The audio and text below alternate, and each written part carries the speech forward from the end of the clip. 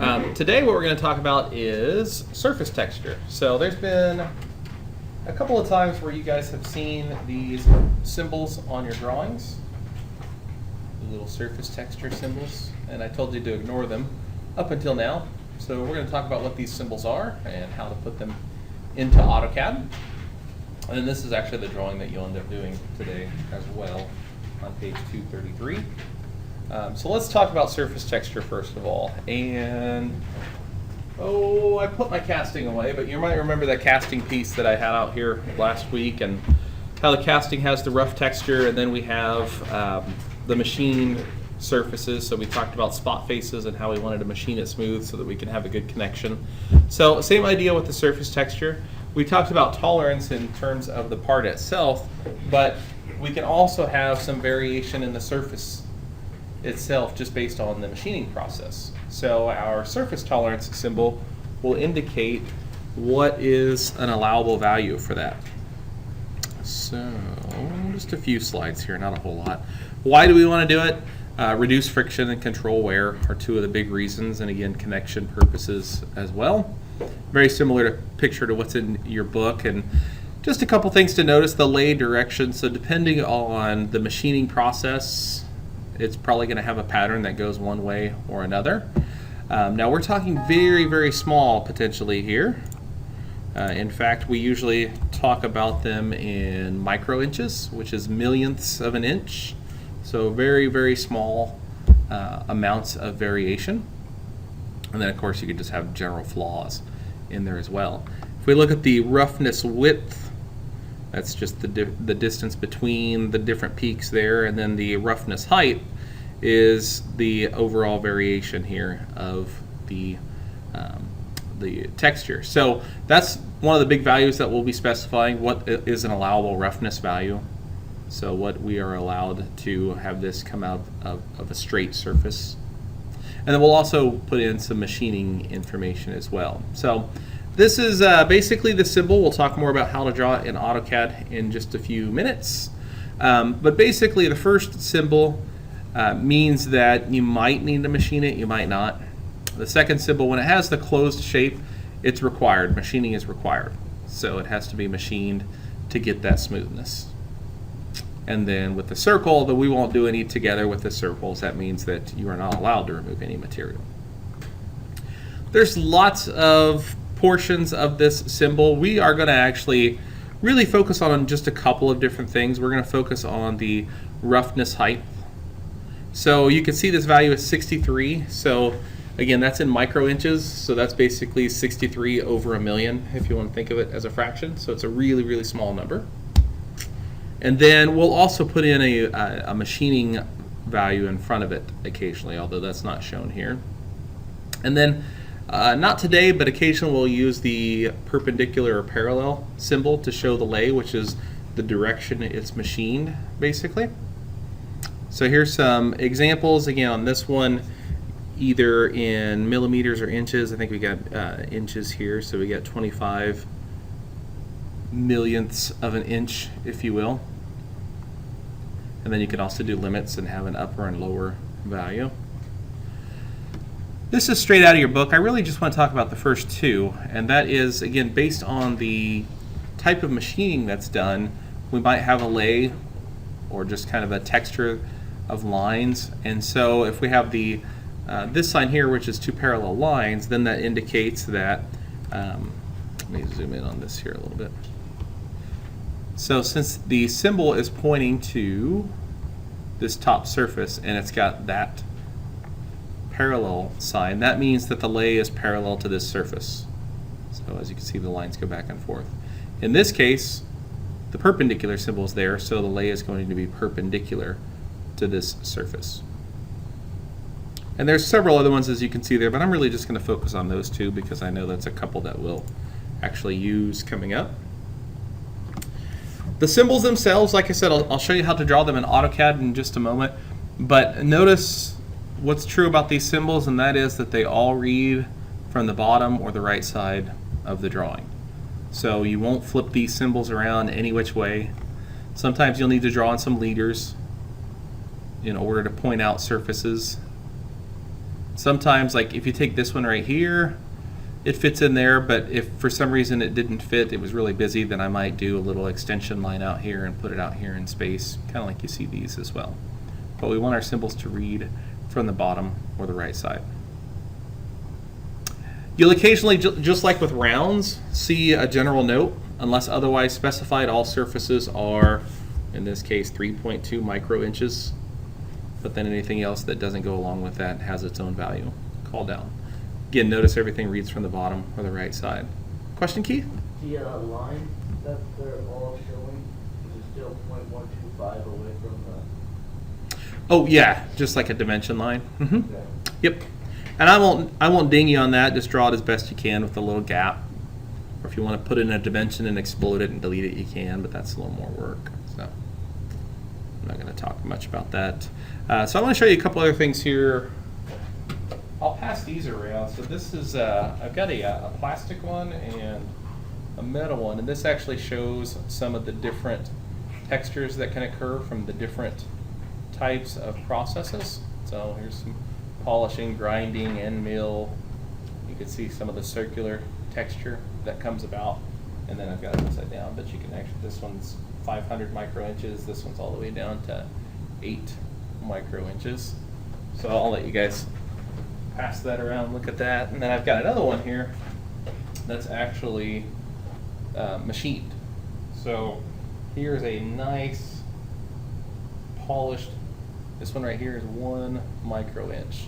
So that's pretty darn smooth. And then all the way up here to 125 micro inches, which obviously isn't as smooth, but you can see the lay, what I'm talking about on this one. So I'll pass that around too, so you guys could get a feel for what we're talking about there. Okay, so then in terms of the symbols themselves, if you have your book, you can look at page 210, but they call out all the different values and what they mean. And again, we're only going to focus on a couple of them today. And one of those values here is the roughness value. So we won't be putting this tail on our little symbol. We'll just be doing the little check mark symbol. But the roughness value just goes right above the little point here. So if you're given that value, that's where it will go. And the machining allowance, so if you're machining some of it off, it's going to go right in front of it.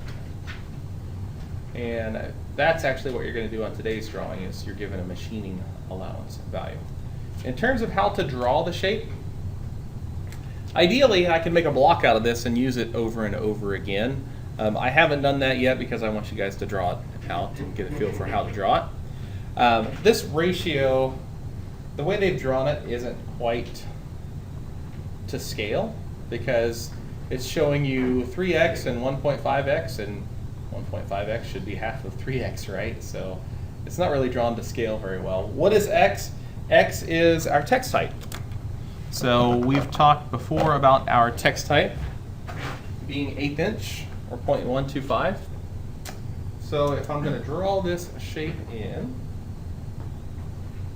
then the height of this is 1.5 times 0.125, and then the overall is 3 times 0.125, which will give me 0.1875 and 0.375. So that will be the heights for these two pieces. And then the text, of course, I'm going to put in here in front, and it's going to have the height of 0.125. And then we're also going to draw them at 60-degree angles. So I'll draw a symbol in here real quick on this one. It could be in the dimension layer, that's fine. And you could do it either on the paper or in the model, because on this particular exercise it's going to be a 1-to-1. But I'm going to put it on the paper here. So I'm going to create some offset lines first of all. And I'm going to offset them 0.1875. And if I do that twice, then I'll have the shapes I need. And then make sure I got 30 degrees set as my angle, and I'm just going to draw a line at that 60-degree angle and another one up at the 60-degree angle. And then I'll trim out what I don't need, and there's my symbol. And again, if I'm required to machine it, then I'm going to go ahead and draw the little top line on there as well. And then with the text, oftentimes the text wants to default to a different height. Make sure that you have 0.125, and then again, if it's a machining allowance, it'll go in front of it. And if it is a roughness value that you're given, then it will go, whoops, it will go up above it, like so. So make one and copy it over so that you can have the same look to your symbols each time. So let's take a look at the parts you're going to do today, which again is on page 233. It's this link drawing here. You are not going to show it cutaway. This is just so that you can see what the inside looks like here. You can see the symbols, so you are going to have the top line because machining is required. And if I look up above in the instructions, this is line number 24. Make a working drawing of the link in figure 8-119. The amount of material to be removed from the end surfaces of the hub is 0.09. So that's talking about a machining allowance, how much material you're going to be removing. So 0.09 from the hub and 0.06 on the bosses and the bottom of the vertical hub. So what that's saying then, this is the surfaces of the hub, so this would be 0.09 and this would be 0.09. And then the bosses are going to be the four little pieces here. There's a fourth one. And as you can see, they have the symbol right there, so you'll call that out with the 0.06, and then the bottom of this shape would be 0.06. So again, to show you that, I did put my post-it note on there, so I'm going to hit the wrong button this time. So for example, if I use a leader, and I'll just kind of create a little extension line here, move this, snap to nearest there, so this one would have been a 0.09 machining allowance, and then copy this to another one. Now you always show this in edge view, so if I'm doing these bosses, I'm not going to point to these shapes right here. I need to come down here to edge view. So a couple different ways I can do it. Again, the value needs to be 0.06 for this one. I could, if I've got room, do something like this where it extends off of it. Most likely, whoops, I didn't grab that piece. Most likely, you're going to have other dimensions in the way, so then you can use your leader tool. I'll just snap to nearest and snap to that one, and I just won't put any text in to create a leader. Maybe trim that up a little bit so it looks a little nicer. And then maybe add another leader for this one over here.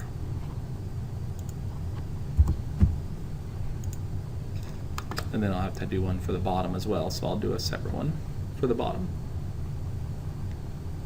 So does that make sense what you're going to be doing on the surface texture symbols? Okay. And I did one on this one as well. And so the other thing that you're going to do on this one is pull in some of the tolerance stuff that we talked about last time. So reading more on the instructions up here, it says the two large holes, so that means this hole right here and then this hole right here, are to have an Ln3 fit for journal bearings. So you can see here I've got the 1.88. So like we talked about last time, the design size for a hole is going to be whatever value you're given is going to be the lower. And then to that we're going to add the hole tolerance to get a new upper value. The thing is though, I don't know why your textbook did this, is our table does not have Ln3 in it. So you're going to do that an Ln2 fit. So as I flip to the back here, we've got Ln2, and then that's a 1.88 hole, so I'll find where that is. There's my hole tolerance, so I'll add that to get my upper value. So remember that's in thousandths. So therefore, when you guys dimension this hole and this hole, you need to have the upper and lower limit values based upon the tolerance values. Don't forget your general notes. Several of you missed points on an earlier assignment for not getting your general notes in there. The other thing I want to point out too is this little rib. When it says both sides, it means there's a rib on top and there's a rib on the bottom too that we can't see. Because we have tangent edges here, I want to talk about what this will actually look like. Did it again. Let me switch back to model space. So technically, there's not an edge here because it's tangent. So I wouldn't just show it like so, because there's tangencies on both sides since we've got rounds all the way around. So the appropriate way to show this one is, I'll just throw a light in here for now. The instructions said radius of 0.12, I believe. Am I right? Yes. Thank you. So I'm going to fill it, and then let me pull my command line up here so you can see it a little better in case you haven't done this before. So I'm going to fill it. My radius is going to be 0.12, and then I'm going to choose the trim option and change it to no trim. So that way I can go ahead and put in some arcs here without it trimming anything out. And then rather than have to do it again, I'm going to go ahead and mirror those over. And now I can trim out these little pieces. So this is the way we represent something when they are transitioning into tangent faces. You'll just add in the little arcs like so. So there won't be any difference here in the front view, but that's what you want to show in your top view. Notice also this is a bolt circle, so pulling in bolt circle dimensioning that we did before as well. So pulling a few things together that we've done. They should fit nicely on the B-size sheet of paper. It might be a little tight with dimensions. This is the old title block. I changed it so it was skinnier and all the way across the page, but I think still you'll be okay with one-to-one. Yeah, yep, we're going to do ANSI on this one. It's English units. B-size. And honestly, if you're really cramped for space and you want to use the C size, I'm fine with that, but I still want you to keep it at 1-to-1. So you might have a lot of white space around it, but if you're finding it hard to put all your dimensions in here, go ahead and go to the C size, but don't change the scale. Keep it at 1-to-1, even though it will look kind of small on the paper. All right, so again, the plan for today, this drawing, and then also if you haven't turned in the tolerance worksheets from last time, or if you need help, let me know, and I will come around.